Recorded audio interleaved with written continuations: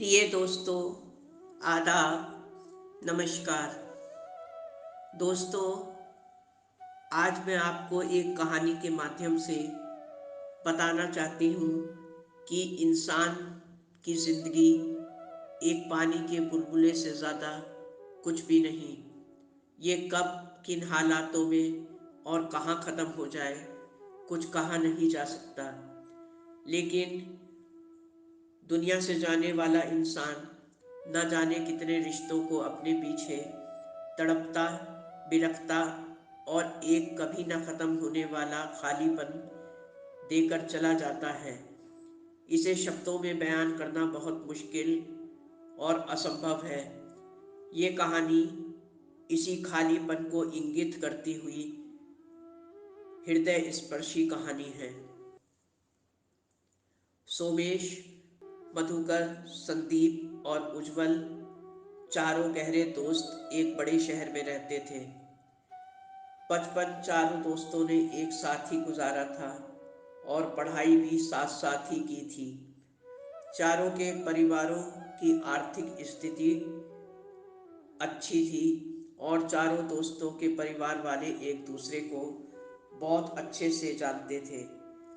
अभी कुछ समय पहले ही चारों दोस्तों ने एसएससी की परीक्षा दी थी। अब रिजल्ट आउट होते ही चारों को अपना अपना कैरियर ढूंढना था। रास्ते बहुत मुश्किल थे मगर चलना भी ज़रूरी था। चारों दोस्तों ने तय किया कि अपनी अपनी मंजिलों को ढूंढने के लिए बिछड़ने से पहले शहर के एकमात्र बड़े लक्जरी होटल में चाय नाश्ता किया जाए। इसके लिए उन्होंने अपने अपने पैसे इकट्ठे करके उज्जवल को सौंप दिए। अब निश्चित दिन चारों दोस्त बन ठन के उस लग्जरी होटल में पहुंच गए। वहां उन्होंने अपने लिए पहले से ही एक टेबल बुक करा ली थी। टेबल पर इकट्ठा होकर चारों लोग बहुत उत्साह से आपस में गपशप, बातचीत और हंसी मजाक करने लगे। काफ़ी देर बातों का सिलसिला चलता रहा। चाय नाश्ता भी आ चुका था।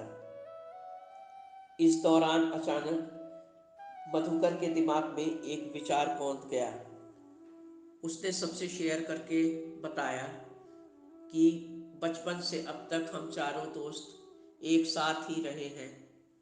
हमारा जुदा होना एक भयंकर त्रासदी से कम नहीं, लेकिन जीवन में कुछ कर दिखाने का यही सही समय है। हमसे हमारे अलावा हमारे घर वालों को भी बहुत सी उम्मीदें हैं। तो मैंने दिल में एक निर्णय लिया है कि हम चारों अब के बाद 40 साल बाद इसी होटल में 1 अप्रैल को 11 बजे दिन में फिर से मिलेंगे और अपनी अपनी कामयाबियां एक दूसरे से शेयर करेंगे। इस बीच कोई किसी से नहीं मिलेगा, ना ही कोई किसी को डिस्टर्ब करेगा। ये रोमांचक फैसला चारों दोस्तों की सहमति से तय हो गया। इस बीच ये भी तय हुआ कि हम चारों कड़ी मेहनत करके अपने अपने ख्वाबों को सच में बदल देंगे। ये एक दिलचस्प मुलाकात होगी, लेकिन एक शर्त इसकी ये भी है कि 40 साल बाद 1 अप्रैल को सुबह 11 बजे सबको राइट टाइम यहाँ आना ज़रूरी है। जो दोस्त सबसे बाद में यहाँ आएगा उसे ही होटल का सारा बिल चुकाना पड़ेगा। इस बात पर भी सबने अपनी रजामंदी की मुहर लगा दी। वेटर केशव, जो बहुत उत्सुकता से उन चारों की बातचीत को सुन रहा था, अचानक बोल उठा, साहब, अगर ऊपर वाले ने मुझे ज़िंदगी दी तो आज की तरह 40 साल बाद मैं ही आप चारों को अपनी सर्विस दूंगा और आप सब का बड़ी शिद्दत से इंतज़ार भी करूंगा। ये सुनकर चारों दोस्त बहुत खुश हो गए और उससे वादा किया कि हमें भी तुमसे मिलने का बहुत बहुत इंतज़ार रहेगा। फिर चारों दोस्तों ने बिल अदा किया और वेटर केशव को कुछ टिप भी दी। और होटल के बाहर आकर चारों ने भरे मन से एक दूसरे से विदाई ली और आंखों में अपनी सफलता के सुनहरे ख्वाबों को लेकर एक दूसरे से 40 साल के लिए विदा हो गए। इस अग्नि परीक्षा में चारों को खरा उतरना बहुत ज़रूरी था, इसलिए कठिन परिश्रम और मेहनत से अपने अपने भविष्य को संवारने के लिए वो चारों जी जान से जुट गए। चारों दोस्तों को आखिर 40 साल बाद एक दूसरे को जवाब भी देना था कि किसने कितनी और किन हालातों में प्रगति की है। इस बीच काफ़ी समय गुजरने पर मधुकर के पिता का तबादला होने के कारण उन्हें मधुकर सहित सारे परिवार के साथ ये शहर छोड़ना पड़ा। सोमेश अपने चाचा के पास दूसरे शहर में अपने काम की तलाश में चला गया। संदीप और उज्जवल को भी कालांतर में किन्हीं परिस्थितिवश अपने शहर को छोड़कर अन्य शहरों में जाना पड़ा। अब चारों दोस्त एक दूसरे से बहुत दूर दूर अजनबी शहरों में जा बसे थे, लेकिन चारों दोस्तों को 40 साल बाद 1 अप्रैल को उस शहर के लग्जरी होटल में मुलाकात के बारे में हर वक्त अच्छी तरह ये बात याद रहती। इस प्रकार दिन पर दिन महीने, साल और मौसम गुजरते जा रहे थे। वक्त अपनी आदत के अनुसार किसी का इंतज़ार न करके आगे और बहुत आगे निकलता जा रहा था। 40 साल इंसान की ज़िंदगी का एक बहुत बड़ा हिस्सा होते हैं।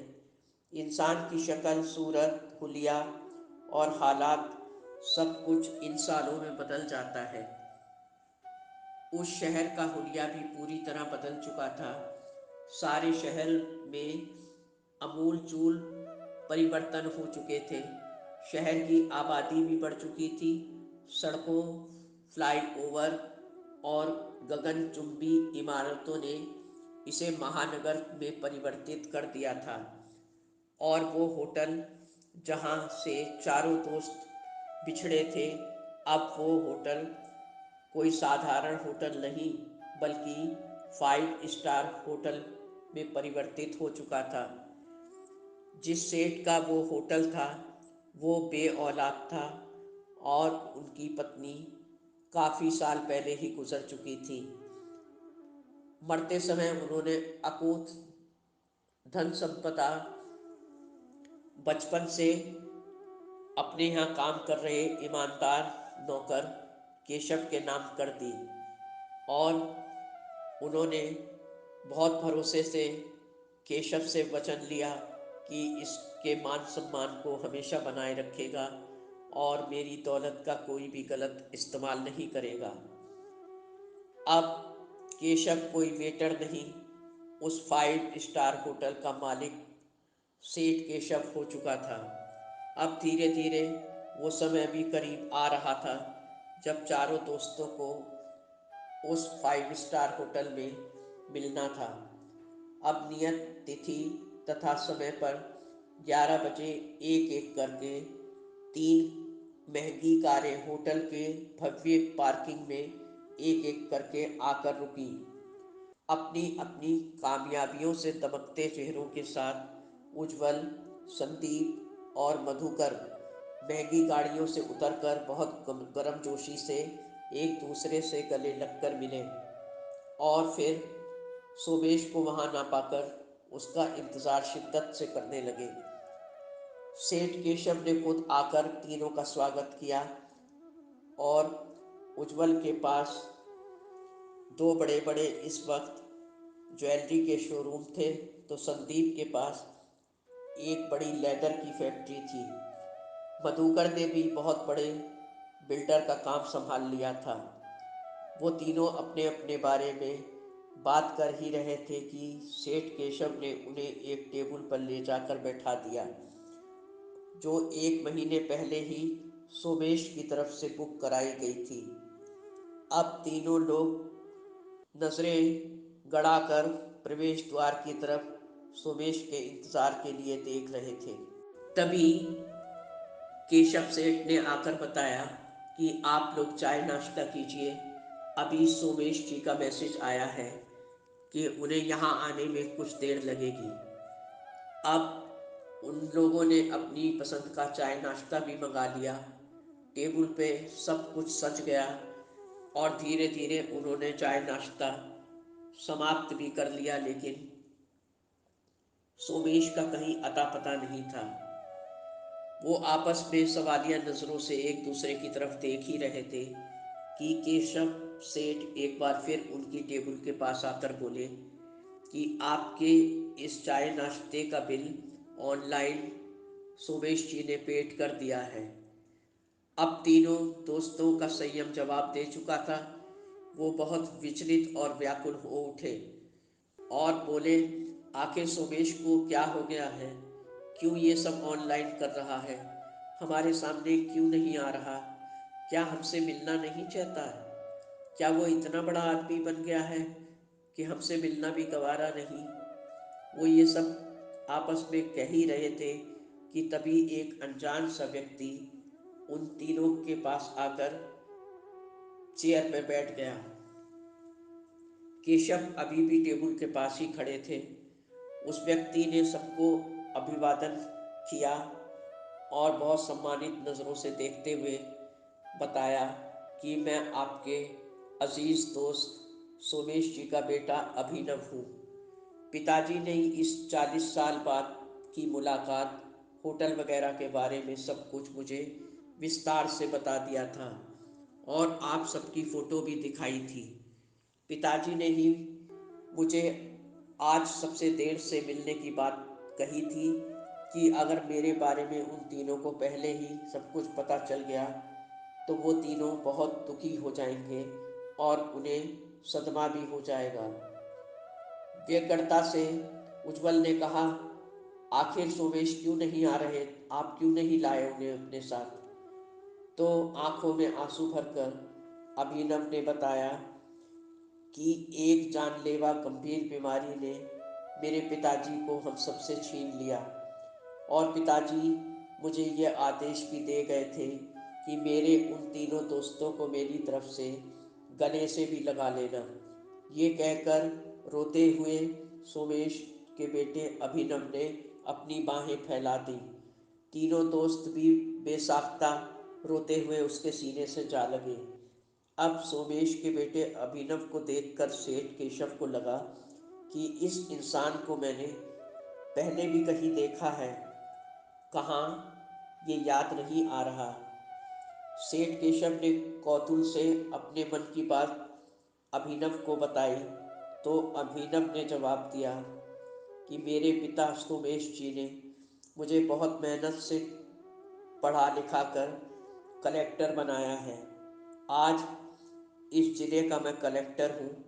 ये सुनते ही सबके चेहरों पर बहुत गर्व झलकने लगा अपने दोस्त सोमेश के प्रति। फिर अचानक सेठ केशव बोल उठे कि अब हम सब 40 साल बाद नहीं बल्कि हर 30 दिन बाद बार बार इसी होटल में हमेशा पहली तारीख को मिलेंगे और पार्टी का सारा खर्च मेरी तरफ से होगा और सोमेश जी की कमी उनका बेटा अभिनव पूरी करेगा। ये बातें तय हो जाने के बाद दोबारा मिलने के लिए फिर सब एक दूसरे से जुदा हो गए। दोस्तों, जीवन एक ट्रेन की तरह है, जहाँ जिसकी मंजिल आती है वो उतर जाता है। इसलिए अपनों से मिलने का कोई वक्त तय न करें। जब भी टाइम मिले अपनों को वक्त दीजिए और बराबर किसी खास मौके का इंतज़ार किए बिना उनसे मिलते जुलते रहिए। दोस्तों, उम्मीद है आपको ये वीडियो पसंद आया होगा। चैनल को सब्सक्राइब और वीडियो को लाइक करना न भूलें। अपनों के लिए हमेशा हर वक्त हाजिर रहें, यही समय की मांग है। धन्यवाद। आपकी अपनी जैस्मी।